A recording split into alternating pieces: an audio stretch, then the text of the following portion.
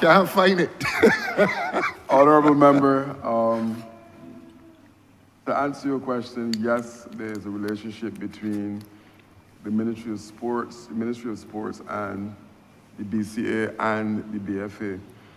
Last year, we launched our community sports program, community coaches program, and the first cohort was 20 plus football coaches to expand football at the grassroots level, because it is a mass-based sport and is one of those areas that we figure we can inject some assistance. So that particular community coaches program was put in place. 20 individuals who are interested in coaching at community level. One of the things we asked them to do is to form a team, club, so that two things. One, they can hone their skills, and the other thing is that they're able to engage at least some youngsters in some constructive activities at the community level.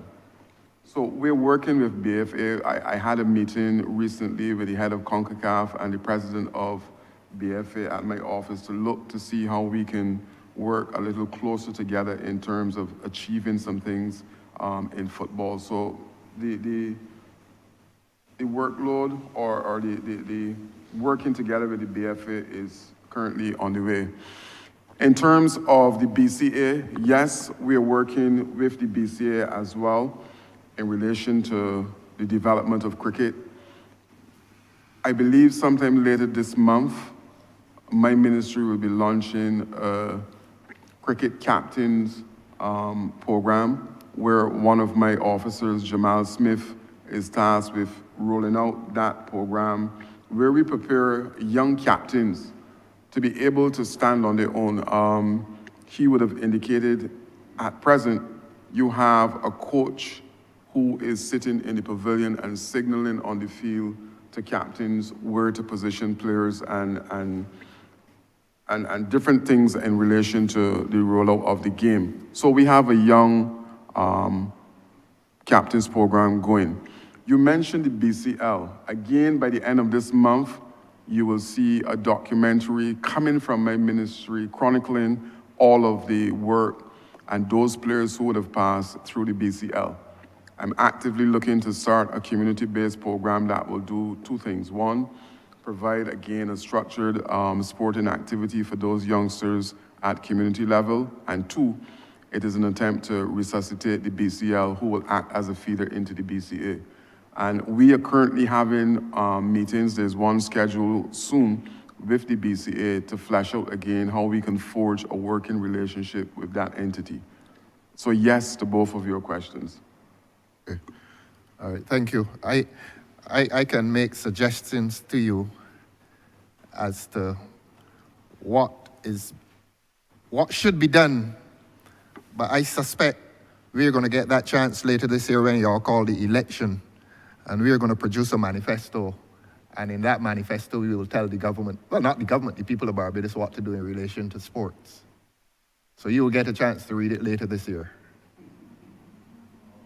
Sorry, That's not a question. I know. If I was your general secretary, I would not answer. But the truth is, honorable member, that you brought a manifesto already. But that's not my third question, Mr. Chairman of committees. The minister's I wasn't asking him when he's calling the election. The minister is commenting. Oh, he's commenting. Yeah, he has. That's But his right. that was my comment, and it was moving to my third question. That's his right to comment. I see. I will move to you with your. He is upset about the prospect of an election later this year. By no means. I was making the point that your party brought a youth manifesto. Yes. And the truth is, it was at that point in time the best piece of fiction on island. Because nothing that was written in that manifesto came to fruition. Absolutely nothing, honorable member. You did not implement, implement it? If you're going to repeat the process of engaging in fiction, we don't mind reading fiction, Okay, but you know. All right, let's go to another piece of fiction. I think you gave, correct me, the question is, have you done a follow-up audit as to how these funds, small as they are, $20,000 in this day and age, the way y'all are running the economy, isn't going to do a lot. Have you followed up? That's the simple question. And what results have been yielded by this modest input of 20 for a federation and 5,000 for a club? Or is it just a patronizing gift to make people feel good about the government? Honorable member, I know it wasn't your decision, but you have to give account for it. I know it was not your decision. you know, you should not answer a question with a question. But the truth is that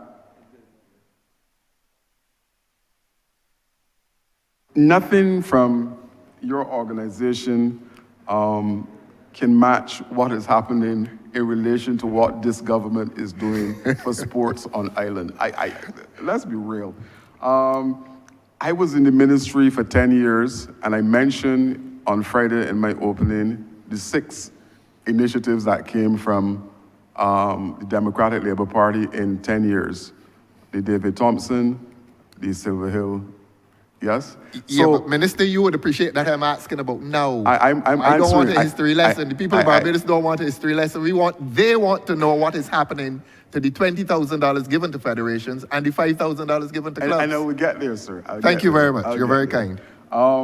So, yes, we intend to follow up. We're not cutting checks, honorable member, and giving any organization 20 grand. It is a case where you present to the National Sports Council a developmental plan, and this is all in keeping with developing sports at the grassroots level in this country. So, for instance, basketball, part of their remit from the international body is to engage or to have at least 100 persons enter basketball for the first time. So their funds will go in terms of providing basketball, cones, and whatever is required to be able to engage or have the coaches engage at that level. Of course, this is a responsible government, so we're going to follow up and we're going to do tracking in terms of making sure that those persons who source the funding from our ministry are doing exactly what they're supposed to do. So we're not just handing out checks or handing out money and saying, go and do your thing. That is not the case.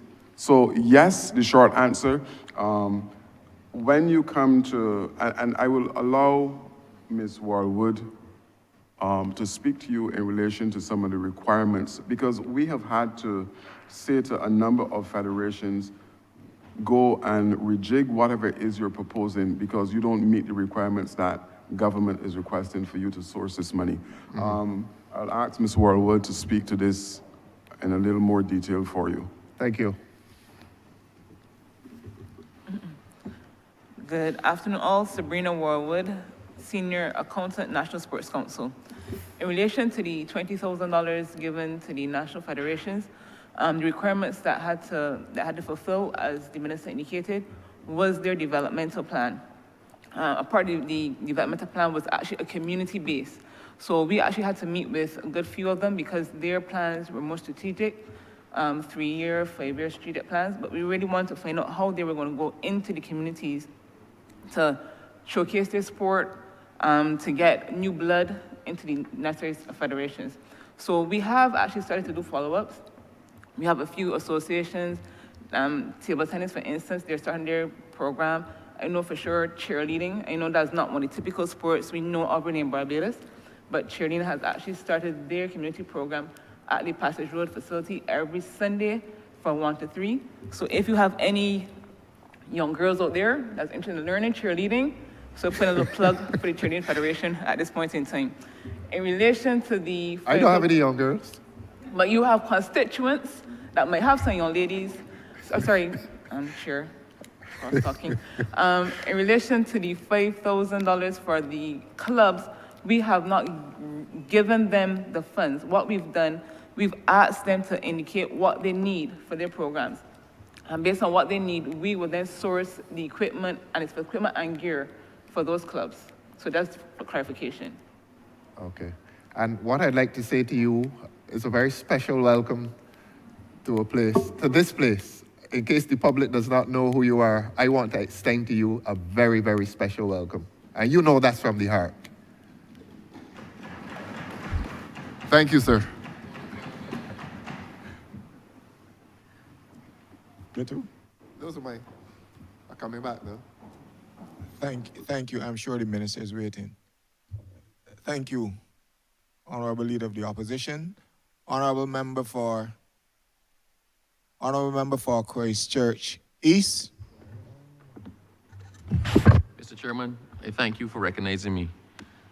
I'm glad you clarified at the beginning of this session the rules in relation to the 3 minutes and the 3 questions and made it lucidly clear as to what the rules are and the obligations on the persons who are either explaining, introducing, or asking questions. And I find it particularly interesting based on some comments that would have been attributed to the member for Christchurch South over the weekend in the press, where he complained about the format for the estimates. And he said that he was limited to 3 minutes and to 3 questions, and that you effectively can't ventilate anything in 3 minutes or 3 questions. Now, sir, last week, I noted in one session of his asking questions, he asked about 17 questions. Your Honor, what is the honorable member doing? Do you know? I am using my 3 minutes. You can time me because I Honorable timed Leader you. of the Opposition. Just a point of elucidation, sir. He is utilizing the My 3 minutes. time that he has. Oh, so you know what he's doing? Yes. Oh, I see. Just as you should also The rest of us utilize don't. the 10 minutes that you have Yes. for your opening and Yes. the subsequent 3 minutes that you have Yes. for questions. Yes, just a point of clarification. So now he knows what he's doing, or he should know. Right, sir. And actually, I find it very interesting that the honorable member interjected just now, because after you plainly and clearly set out the rules, from 12:06 to 12:10 to 12:12 p.m., he introduced another question. That was answered. Then from 12:16 to 12:20, he introduced another question, which was answered. And then from 12:25 to 12:31, he introduced something and then didn't ask anything. So, as opposed to 3 minutes, after you explained what was going on, he took up about half hour, sir. So, I don't know. I mean, either it is that we're going with the 3 minutes or that we're not. But I go to my first question, sir. Remember, you need to move on to your question. And Yes, sir. Thank you very much, sir. And I would just let the record have the same home pasture right now, which is Inchmarlow, because there's no other pasture or playing field in the whole of Christchurch East that's fit. We were advised that parish land was on the cards. I have, in good faith, represented that to all the persons who are interested in using parish land. So I'm just wondering exactly where is the plan for parish land? When is it due to start? When can we expect to have it finished? And will it be started this financial year? Yes, that's question number 1. Thank you for the question, Minister. I will ask the Director of the Sports Council and Mr. Matthias to answer your question. Both of us can answer. Since Mr. Matthias is the more technical man, I can defer to him. So, Nicholas. Good afternoon, everyone, again. Honorable Member, I know this particular facility has been a point of importance for you over the years, and I'm happy to report it is going to be rectified very soon. It has fallen under the mini-stadia project, which means it will get the what I've explained before in terms of what all the mini-stadia are going to get in terms of seating capacity, that sort of stuff, for security and other reasons. Also, the pavilion, it is one of the ones that was in dire need of repair, and we have so far gotten the invoice and subsequent provision of the check for the mobilization to get the roof started. I also can report to you that we will, at some point in time in the new financial year, get that pavilion painted as well. We have sent out purchase orders to C.O. Williams, and included in that is parish land for a regrade. We do acknowledge that there are many football teams that are at Inch Marlow and the cricket team as well, you are aware. And we need to take some of the stress off of that facility, and parish land is the adequate facility to take that stress off of it. And we endeavor to get that facility up and running, if not by the end of this financial year, well, at least within the first month of the new financial year. Sir, I'm almost afraid to ask anything else because that news fills me with such hope. So just so I'm clear, and you perhaps the first person who sat here and been prepared to give timelines, so I'm writing this down. So you said you start in this financial year and we expect that parish land should be usable, thanks for your pen, within the first month of the next financial year. I didn't say usable, honorable member. Regrades tend to happen in the dry. Right now, we, as you know, get $2,500 a month for community initiatives. So everything in your community that you as an MP feel to do, whether it's helping somebody, whether it's sponsoring a team, whether it's putting on a competition, effectively comes out of that $2,500, which I dare say on the floor of Parliament is woefully inadequate. I think it's been the same $2,500 for over 30 years, for quite some time. $2,500 in 1994 will be equal to over $5,000 now. We did the math this morning. So, Minister, my constituency is one that has a lot of sports in it, a lot of teams with everything, netball, cricket, football, youth football, road tennis, everything. It is exceedingly difficult as an MP to keep financing or encouraging or funding or sponsoring these many teams. I right now sponsor Abrams United Civil Science. And as long as that form is filled out and submitted to the ministry, then assistance is rendered to youth and community groups and clubs, similar to what you're identifying. So yes, there's part of the budget of the ministry is earmarked for doing exactly that, assisting clubs and community groups. And because you've so adequately answered the two questions that I did ask, I don't think there's a need at this point in time for me to ask a third, and I reserve the right to do so. Mr. Chairman, I beg to move that you don't report progress to Her Honor the Deputy Speaker and beg for leave to sit again. Beg to second it. The question is that I do not report progress to Her Honor the Deputy Speaker and ask for leave to sit again. All honorable members in favor, say aye. Honorable members against, say no. Methinks the ayes have it.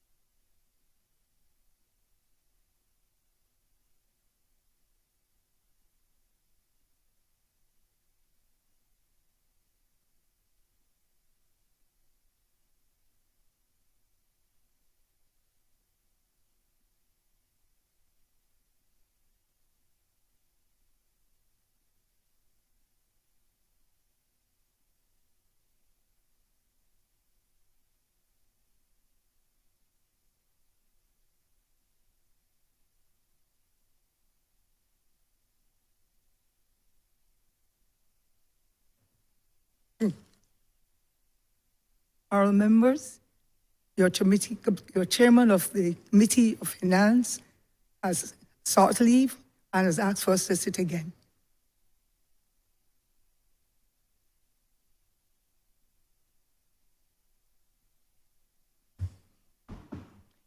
Madam Deputy Speaker, I beg to move the suspension of the House until 2 p.m. The question is that this House be suspended until 2 p.m. Honorable members in favor, please say aye. Those against, please say no. We think the ayes have it. This honorable chamber is suspended until 2 p.m. this afternoon.